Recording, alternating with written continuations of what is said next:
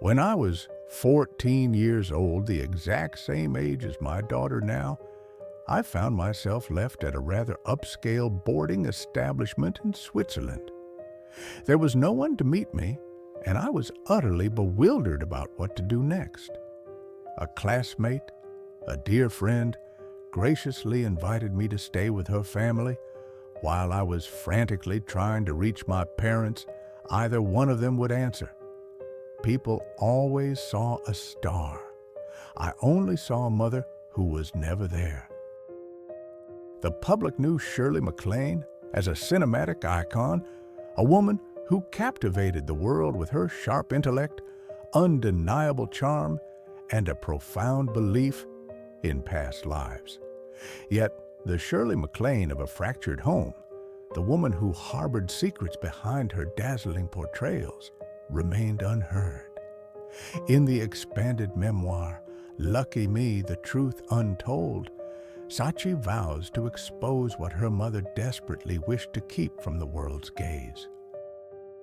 This journey delves into an unconventional marriage with businessman Steve Parker, into powerful assemblies where politics and desire intertwined, and into the profound loneliness of a child left behind in Europe. Her voice faltered as she recounted a memory from when she was 14, a memory no child should ever have to bear. At the age of 14, the same age my daughter is now, I was left at a prestigious boarding school in Europe. No one came to collect me. I sat in the reception area, watching every parent arrive until I was the sole remaining figure. Fortuitously, a fellow student invited me to her home while I desperately attempted to contact my family, to no avail.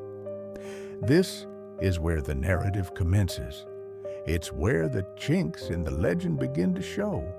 It's where Shirley MacLaine's only daughter reveals what Hollywood never wanted to confront: the truth about the formidable mother behind one of American cinema's most luminous symbols.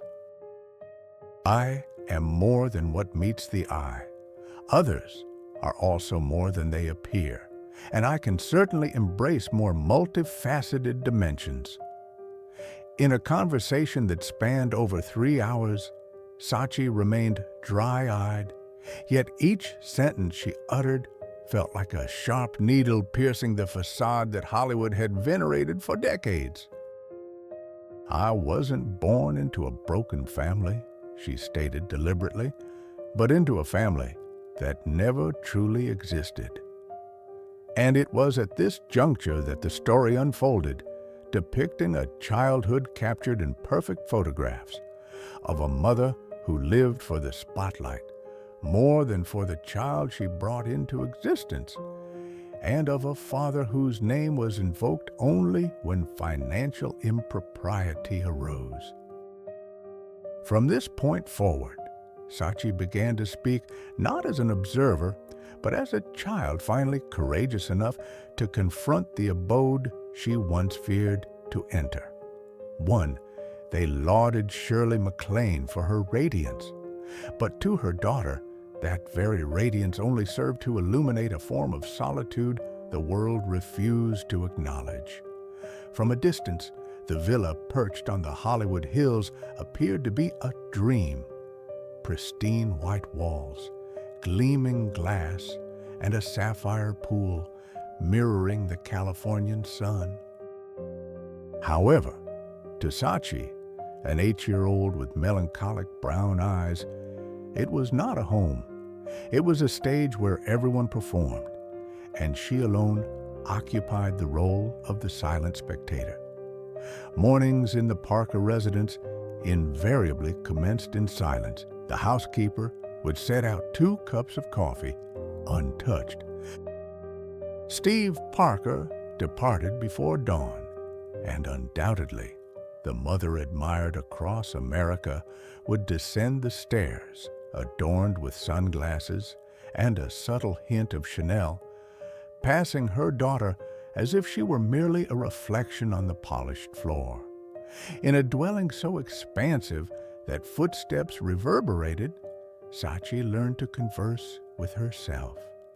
She dined alone, played alone, and returned from school to an empty expanse. She would spend hours in the living room, sketching vibrant images of a family of 3 gathered around a dinner table, beaming with joy. She harbored the belief that if her drawings were sufficiently beautiful, her mother might preserve one and display it on the wall.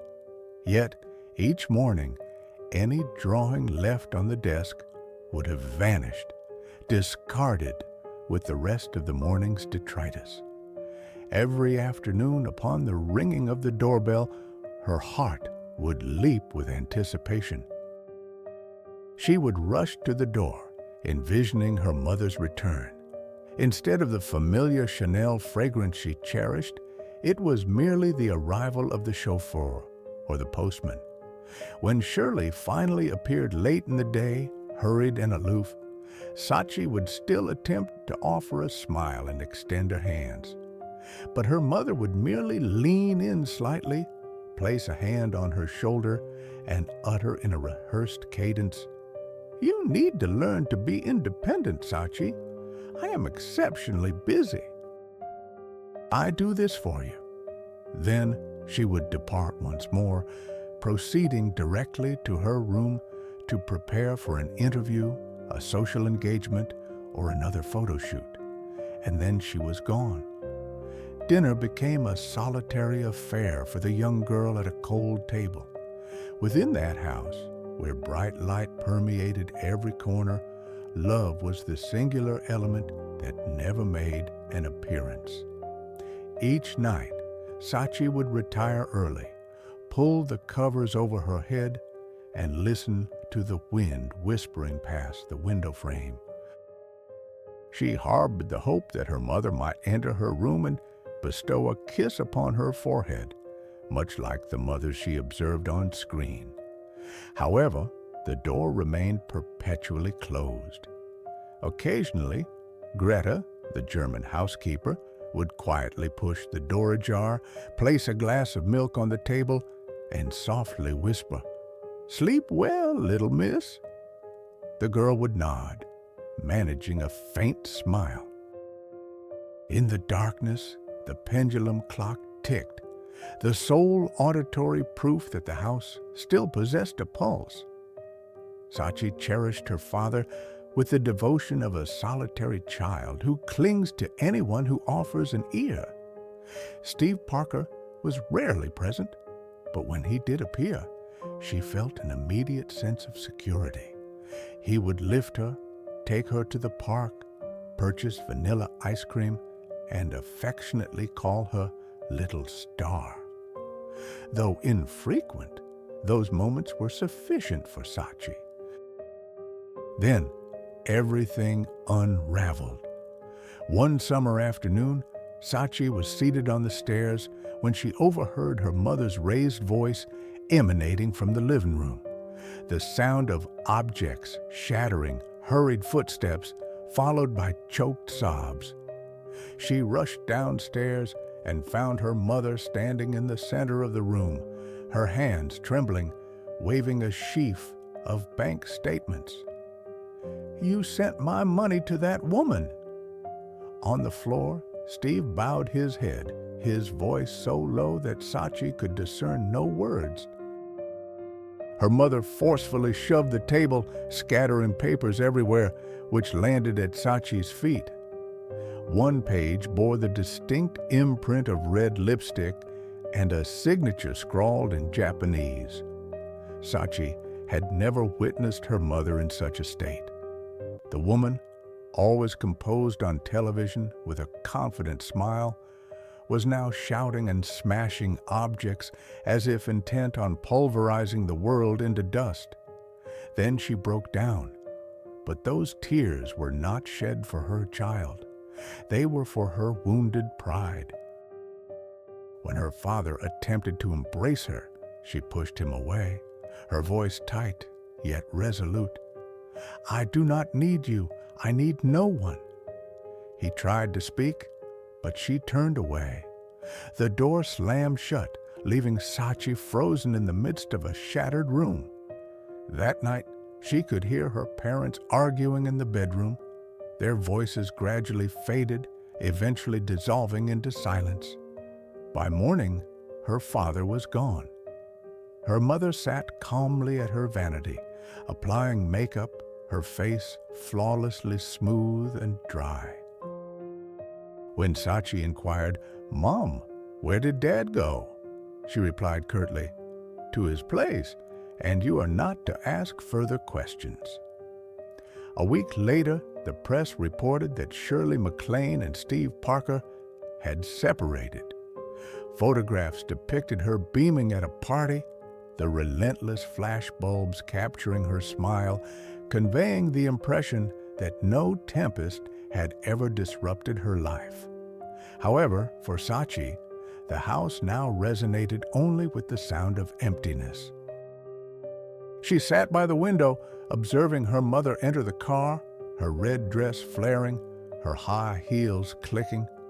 Not once did she cast a glance backward.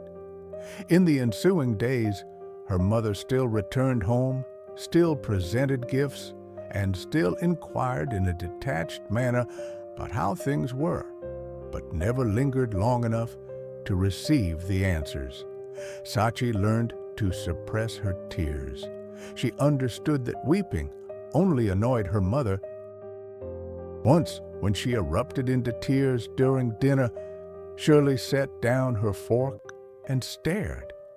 "You must be stronger, Sachi. No one thrives on tears." That pronouncement echoed in her mind whenever night fell, whenever she lay listening to the wind rustling along the eaves. Then came the official divorce proceedings. The press documented the event. Neighbors whispered. Classmates stared with an air of curiosity, but Sachi experienced only profound emptiness.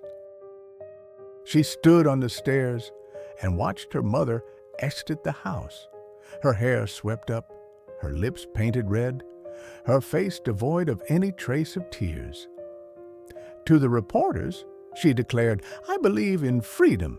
Every woman has the right to be herself." Her 8-year-old daughter stood by the doorway, her fists clenched on the banister, whispering softly, "I only need a mother, not freedom." No one heard her. In the years that followed, the world saw Shirley MacLaine radiant on screen, confident in interviews, passionately advocating for women's rights and the art of solitary living. But Sachi recalled a different mother, the one who perpetually turned her back. "She never looked me in the eye," Sachi confessed. "Each time I moved closer, she retreated. I suspect she feared that if she gazed long enough, she would see in my eyes everything she had lost." Years later, when Sachi had grown into adulthood, someone inquired if she ever harbored resentment towards her mother. She offered a faint smile. "No, I do not resent her. I only regret that she never understood what it truly means to be a mother." And as the studio lights illuminated a face now etched with the passage of time, Sachi uttered the concluding line, soft as a breath, yet resonant. "My family was once a stage, and my entire life, I was the forgotten audience. Yet, while a young daughter yearned for a word of affection, that mother, Shirley MacLaine, was engrossed in another realm. A world of influence, of backstage handshakes, and of secrets that Hollywood never dared to disclose. Additionally, at times, I ponder whether my mother truly loved anyone at all. She adored influence, the very thing that compelled people to gaze at her with admiration." Hollywood, 1967. As night descended, the city illuminated like a perpetual celebration. Luxury vehicles lined Sunset Boulevard, where every open doorway promised a different narrative of fame, allure, and political maneuvering. Sachi Parker was merely 11 years old then, yet she already grasped that her mother was the sort of individual who would pass through every door. During those years, Shirley MacLaine transcended the role of mere actress. She became a symbol of liberated womanhood, someone who dared to voice what others feared, who shared company with the most influential men in America. The press wrote of her with reverence, but Sachi, within the vast expanse of the house on the hill, understood that those evenings were far more than mere political discussions. As her mother claimed, she vividly remembered the first evening she sensed that something was amiss. It was a March night. The villa shimmered with light. Her mother was preparing for an intimate gathering, men in dark suits, women with meticulously crafted smiles. She assisted Greta, the German housekeeper, in arranging glasses and napkins. As she passed by, she overheard Greta whisper to the gardener, "This time, there are individuals from Washington. She truly knows how to maintain her position in the game." Those words caused Sachi to pause. People from Washington to an 11-year-old. The phrase sounded distant and unsettling. From the second-floor balcony, Sachi gazed down at the living room, where her mother stood amidst the assembly, radiant in a red dress, her lips matching its hue. She laughed, leaned in, and clinked glasses with a salt-and-pepper-haired man whom Sachi recognized from the newspapers, a prominent senator on the campaign trail. Everyone observed them, smiling, conversing in tones that no one would dare to repeat aloud. She did not comprehend everything, but she sensed that something was amiss, a subtle unease that she could not articulate. When the gathering concluded and the guests had departed, Sachi still heard her mother on the telephone in the study. Her voice was low, rapid, and controlled. "You must honor your word, Senator. If I assist in presenting you to the media as a man of the people, I require my position to be secured on that forthcoming committee." A brief pause, followed by her mother's laughter, soft yet cool. Sachi stood in the hallway, her fingers trembling against the wall. She had never heard her mother speak in such a manner, not like an artist, but like someone bartering her soul for influence. From that day forward, everything appeared different. Whenever her mother traveled, she would announce it as attendance at a conference on equality or an inspiring speaking tour. However, in a desk drawer, Sachi discovered typed correspondence bearing the official seal of the Prime Minister of Canada. Others bore the signature of Olof Palme, the Prime Minister of Sweden. One letter was concise. "Thank you for a delightful evening. We will discuss policy at a later time." Below the signature line was a smudged lipstick impression. She confided in no one. However, at night, while studying in her room, she would overhear her mother on the telephone. The sound of laughter, subtly interwoven with calculation. "You are aware if Pierre Trudeau desires my public endorsement, he must ensure the distribution of my film in Montreal. Washington requires intelligent women, not mere ornaments, and I know precisely how to make them need me." At times, her voice softened, becoming syrupy. "You understand, Olaf? We subscribe to the same ideals. Our meeting points simply differ." The young girl curled up behind the door, her heart pounding to the brink of breathlessness. She did not grasp the complete significance of the conversations, but she knew her mother was not speaking with friends. She was conversing with men who held the power to sway the world. Once, during a trip to New York, Sachi happened upon her mother in the company of an unfamiliar man. They emerged from the Essex House Hotel hand in hand, their heads bowed against the glare of the cameras. The following day, the New York Post featured the photograph with a small headline, "Hollywood Star and Europe's Mystery Statesman, Friendship or Influence?" When Sachi presented the newspaper for inquiry, Shirley offered a cool smile, glanced at it, crumpled it, and discarded it in the bin. "Do not believe the press, darling. They do not comprehend me." But Sachi understood better than anyone. She knew her mother did not need to be understood. She needed to be observed. At times, when rumors began to surface, Shirley would appear on television, smiling radiantly and speaking of women's spiritual mission in a new era. And Sachi, seated before the television, saw only a stranger discoursing on freedom while being inextricably bound to a profound craving for influence. She began to recall all those nights she sat outside the living room, listening to the clinking of glasses, music mingling with sharp laughter. She remembered a guest, intoxicated, asking her mother in the midst of the crowd, "Shirley, do you belong to Hollywood or Washington?" Her mother curled her lips and responded without hesitation, "Both, and neither can do without me." Laughter erupted sharp and cutting, but Sachi, standing on the stairs, felt only a chilling emptiness.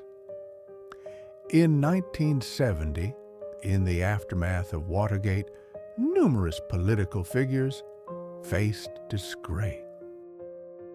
Concurrently, Shirley abruptly announced a film project financed by a mysterious foundation, rumored to be backed by a close acquaintance in Washington.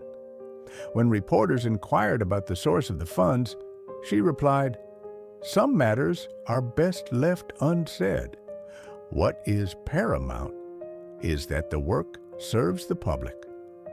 Sachi read the article in silence.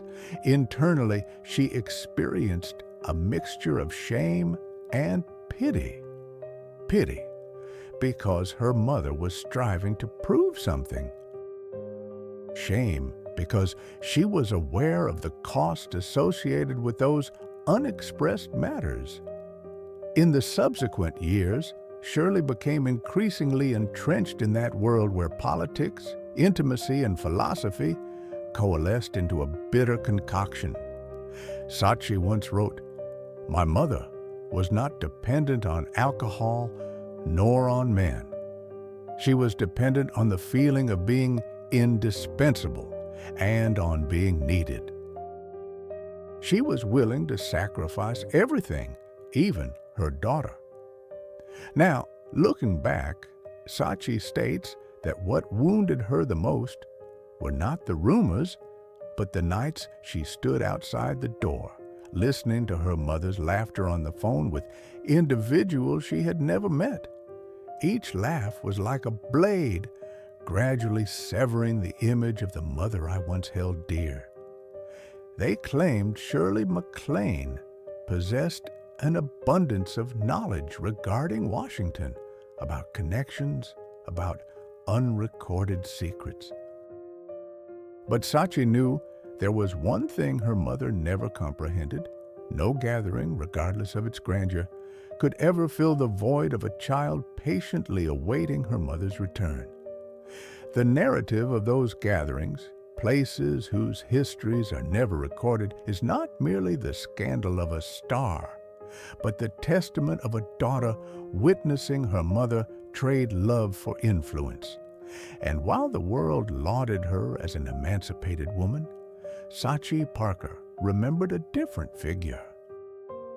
A woman seated alone in a dimly lit room, conversing in a whispered tone with unknown men, both alluring and unsettling.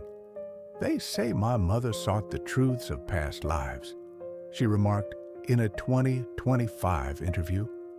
"As for me, throughout my entire life, I have only desired to discover the mother who vanished in this one." While the world celebrates her as powerful, enlightened, and free, a child across the ocean still sits, awaiting a postcard that never arrived. 3. Every birthday was marked by a cake, but never by a mother. Switzerland, winter of 1968. The sky was veiled in a gray mist, the hills concealed beneath a blanket of white snow. On the outskirts of Lausanne, the boarding school nestled within a pine forest, quiet, rigorous, and so flawlessly perfect it was unnerving. It was here that 12-year-old Sachi Parker began to comprehend the meaning of being politely forsaken. In the morning, the bell would chime at 6 o'clock. The children would tumble out of bed, chattering about letters from home, birthday presents, or photographs sent from America. Only Sachi sat quietly by the window frame, watching snowflakes drift down like fragments of shattered time. She had never received a single letter, no postcard, no greeting, not even a small token. Only an old pair of woolen gloves, kindly provided by the school matron because that American girl appeared to be forgotten by everyone. Every year on her birthday, the boarding school kitchen would prepare a small cake for each student. Sachi referred to them as the cakes for children without mothers. She ate slowly, attempting to conjure the image of her mother appearing at the doorway, drawing her into an embrace, and exclaiming, "My girl has truly grown." But the dormitory door only opened for the teacher, the one who ensured the lights were extinguished, not for dreams. Every birthday, I received cake, but I never had my mother. Her roommates would often inquire, "Is your mother very busy?" Sachi would simply smile and nod. Busy filming, busy living. She never admitted that there were times she wished her mother could be a little less occupied so that she might recall having a daughter. Christmas, 1970. Lausanne lay under a thick layer of snow. The dormitory was closed. Students had departed for home. Only Sachi and a handful of orphaned girls remained behind. For 3 days, she sat by the dining room window, clutching a slip of paper bearing her mother's address. Each time a vehicle approached the gate, she would spring up, her heart pounding, but it was merely a delivery driver or a passerby. By the afternoon of the 3rd day, the matron entered with a small envelope. Inside there was no letter, only a telegram. "Filming in Paris. Love you, Shirley." No promise, no return date. She sat for a long time, gazing at those cold words until the ink blurred with her tears. It was said that Shirley MacLaine had sent her daughter to Europe to shield her from Hollywood's pressures, a refined way of stating abandonment. She claimed the Western environment would instill independence, culture, and a spirit of freedom in her daughter. However, Sachi understood that what her mother truly desired was a life unburdened by the demands of motherhood. While Shirley traversed the globe, India, Nepal, Japan, in pursuit of truths from past lives, her daughter sat in a frigid dormitory, longing only for an embrace in this life.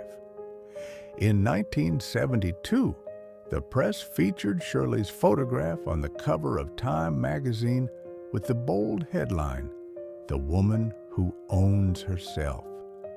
Sachi saw that image in the school library, the heavy typeface striking directly at her heart. The woman beaming in a white dress was her mother. But among the hundreds of photographs captured by reporters, not one depicted her daughter. She recalled the sole occasion she returned to America for summer break. Her mother greeted her at LAX with a hurried smile, a perfunctory hug, and then immediately stated, "I only have 2 days, honey. I'm writing a new book. I want you to see this, about the soul, about the journey to reclaim the self." During those 2 days, she took her to a film set to meet directors, reporters, and strangers. No one inquired if the girl was tired. No one noticed that. Amidst the laughter, Sachi sat tucked away in a corner, picking at cold food. That night, in the hotel, she overheard her mother on the telephone, her voice gleaming with excitement.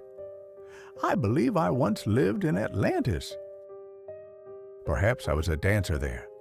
And Sachi, the daughter she had left behind in Switzerland, quietly wondered, if my mother has lived countless lives, why can't she live this one with me? By 1974, Sachi had cultivated a sense of anger.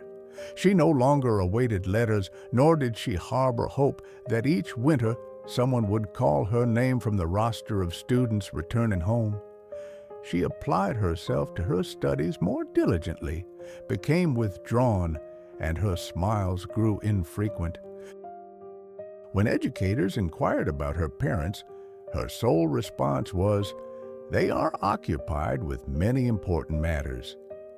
During one art session, the assignment was to depict one's family.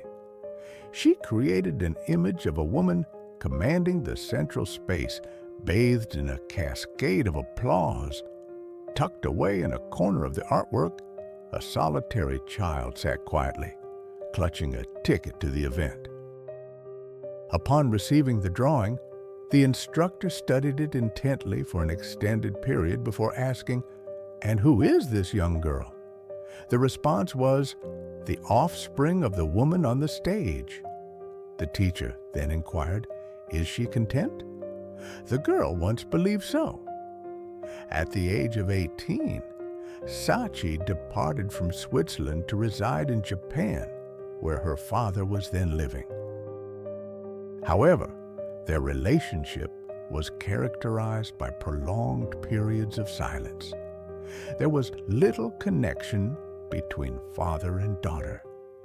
He had established a new life with someone else, and it was presumed continued his global travels across the Pacific, still discoursing on themes of liberation, karma, and prior existences. In the year 1981, Sachi resolved to return to America. This decision stemmed partly from a longing for her homeland and partly from the hope that, after so many years, her mother might have undergone a transformation.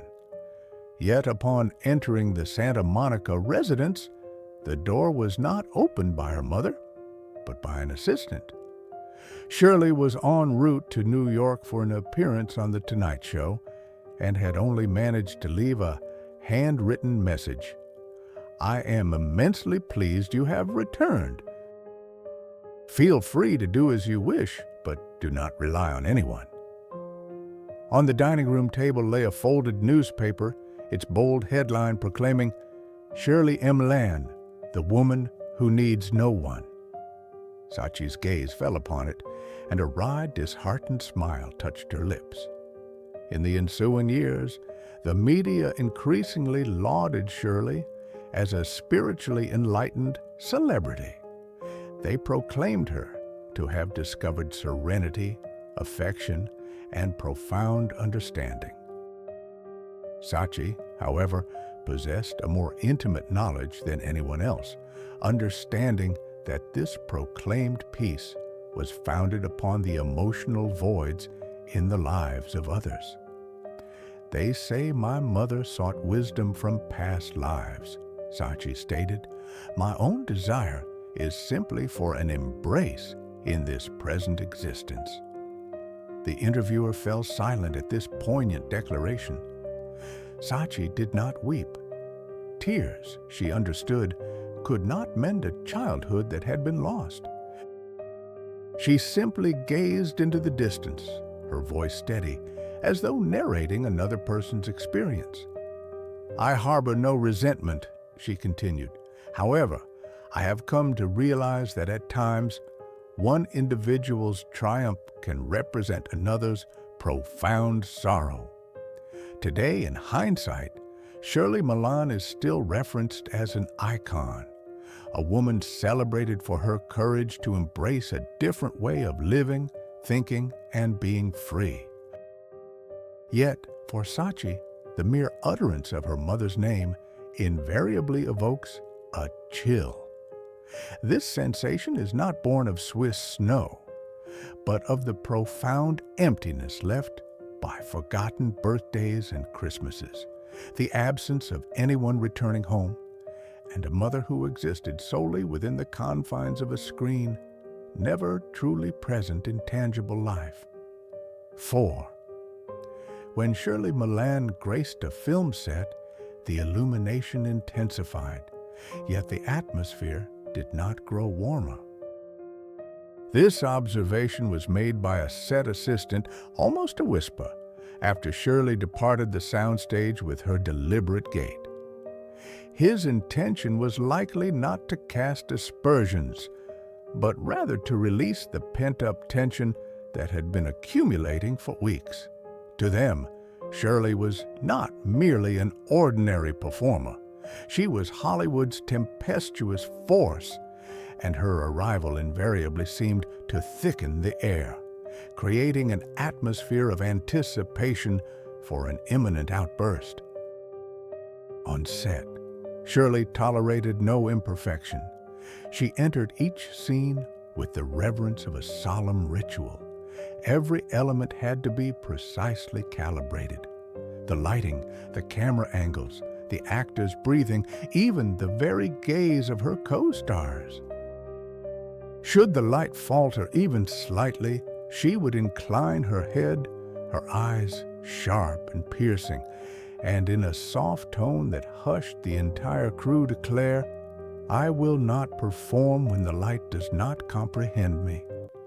Colleagues often joked that even the lighting equipment seemed to fear her, for at the slightest hint of her displeasure, the technical team would scurry to adjust their apparatus as if awaiting a high priestess's sacred decree. In the year 1979, amidst a shift in seasons, director Richard Lang was compelled to depart the set mid-filming. For a brief scene requiring only 3 lines of dialogue, Shirley insisted on 14 retakes. "Your eyes lack sincerity," she admonished her scene partner. "And if the eyes are not truthful, then nothing projected on the screen can be." When Lang retorted that he was the one in charge of directing, she calmly replied, "No, here, it is the character alone who guides me." Her composure was so absolute that it left everyone uncertain whether to feel frustration or admiration. Her very presence kept the entire crew in a state of perpetual alert. Deborah Winger, her co-star, once attempted to disrupt the intensity by emitting an impolite sound during a deeply emotional scene, merely to break the moment's gravity. The take was halted, and Shirley remained completely silent for 2 full days. Her stillness was not born of anger, but from an attempt to meticulously analyze the behavior. "I must understand human emotion to portray it with greater authenticity," she explained afterward, leaving those around her unsure whether to express amusement or to withdraw. A supporting actor once shared, She instructed me to convey emotion through my eyes, yet those very eyes were what instilled a sense of unease in me. Anthony Hopkins, who collaborated with her on the same production shortly thereafter, remarked that Shirley exerted control over every aspect as if she were a director without a camera. His observation carried no hint of malice. He was simply stating a factual assessment. Shirley held no belief in chance. Her faith was placed in control. For her, artistic creation could not be a matter of luck. If art is truth, she once articulated, then truth must be meticulously managed. And so, she managed everything: the precise angle of the lights, the subtle rhythm of others' respirations. Yet paradoxically, she never managed to exert control over herself. When questioned about this, Sachi Parker offered only a melancholy smile. "My mother meticulously controlled the lighting and the people around her, but she never controlled herself." To Sachi, what the world perceived as prodigious talent was, in reality, a profound fear of failure disguised. Shirley dreaded revealing her vulnerabilities to others. She feared being exposed as a woman who, away from the glare of the spotlights, was simply lonely, consumed by apprehension of aging, of becoming irrelevant, of not being needed. Following the final scene of Terms of Endearment, as the crew convened to celebrate, Shirley sat in solitary contemplation on the darkened set. A young technician passing by observed her cradling a golden statuette, her fingers gently dusting away any residue as she murmured, as if to herself, "No light has ever truly understood me." No one present could discern whether she referred to her artistic endeavors or her personal life, but it is plausible that both held true. For even under the most brilliant of Hollywood's artificial suns, she never discovered a warmth sufficient to illuminate the depths of her own heart. 5. My mother held a firm conviction against the concept of death. She viewed it as merely a transition to a different role. However, within the confines of this existence, she never truly mastered the art of living fully in any of them. She maintained that she had once been a dancer in the fabled city of Atlantis, yet never a mother in this particular life. These words, softly spoken by Sachi, still managed to silence the entire studio audience. Within that composed tone, everyone present perceived not only a deep sense of disappointment, but also the stifled childhood of a girl lost amidst the lingering detritus of her mother's ceaseless spiritual contemplations. From the 1980s onwards, while the cinematic world was captivated by action and glamour, Shirley MacLaine chose a more solitary, unconventional, and enigmatic path. She authored books, delivered lectures, and spoke extensively on the subjects of reincarnation and karma. She asserted that she had previously been a Moroccan nomad, a Turkish performer, and had perished during the cataclysmic sinking of Atlantis, only to return to complete the soul's unresolved lessons. In 1987, Time magazine recognized her as Hollywood's spiritualized luminary. Critics heralded her as the woman who had transcended earthly existence without departing from it. During the mid-1990s, in her Santa Fe residence, Shirley embraced a lifestyle akin to that of a mystic. Her surroundings were imbued with an ethereal enchantment, adorned with crystals, wind chimes, books on spiritual matters, and candles that burned throughout the night. Each morning, she dedicated hours to meditation, believing she could discern the whispers of her past lives through the ambient light. When Sachi visited, her mother would greet her with a smile and say, "We have encountered each other many times before, my dear, merely in different existences." Sachi would remain silent, contemplating. At times, she mused that if her mother had truly experienced hundreds of lives, perhaps she had lived too many, to the extent that she had forgotten how to simply be a mother in this one. The media celebrated Shirley as Hollywood's prophetic figure.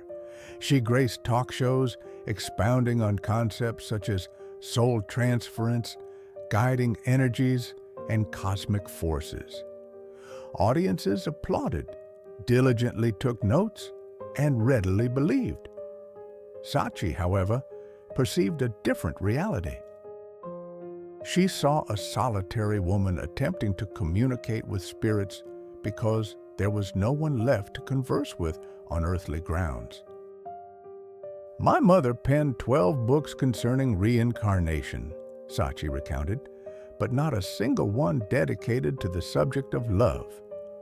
On one occasion, Sachi inquired, "If every soul is destined to return to learn a specific lesson, what do you believe yours to be?" Shirley, her gaze distant, smiled and replied, "To learn how to relinquish." When Sachi later shared this anecdote, she emitted a soft sigh.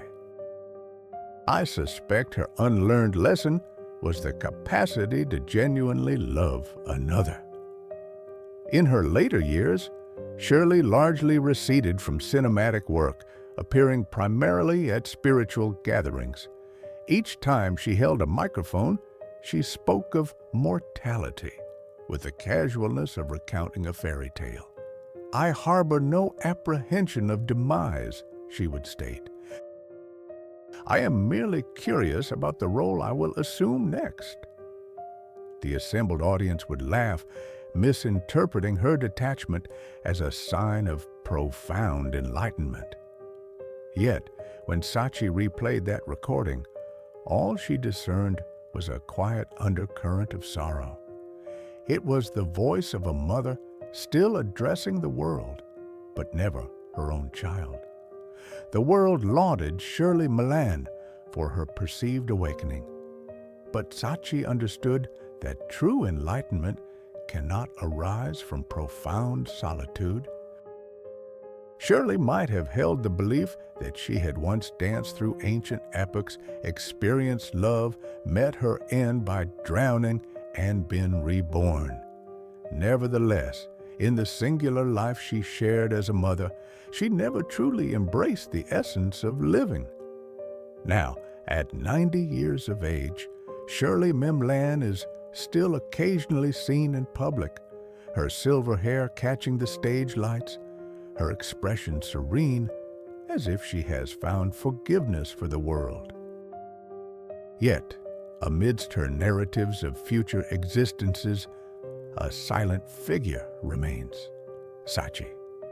She has never heard her mother utter an apology, nor has she experienced a single extended conversation in this lifetime. And perhaps, as Shirley prepares for her next cosmic assignment, her daughter harbors a quiet, persistent wish that if reincarnation is indeed a reality, they might encounter each other again. Not as two separate souls, but as mother and child. Hollywood will perpetually honor Shirley MacLaine as a legendary figure, the woman who boldly deviated from the norm, who challenged conventions, and who spoke of past lives as if they were recent occurrences. But for Sachi Parker, that celebrated legend is merely a name etched upon a door that remained perpetually closed. A threshold leading into a home devoid of laughter, of shared meals, of a single spoken birthday wish. Now, at 69 years old, The woman who was once the overlooked child, overshadowed by her mother's fame, has finally chosen to speak. Her intention is not to seek retribution or to reclaim what was lost, but simply to exhale, to declare, "I was present, and I persevered." Yet, one question lingers.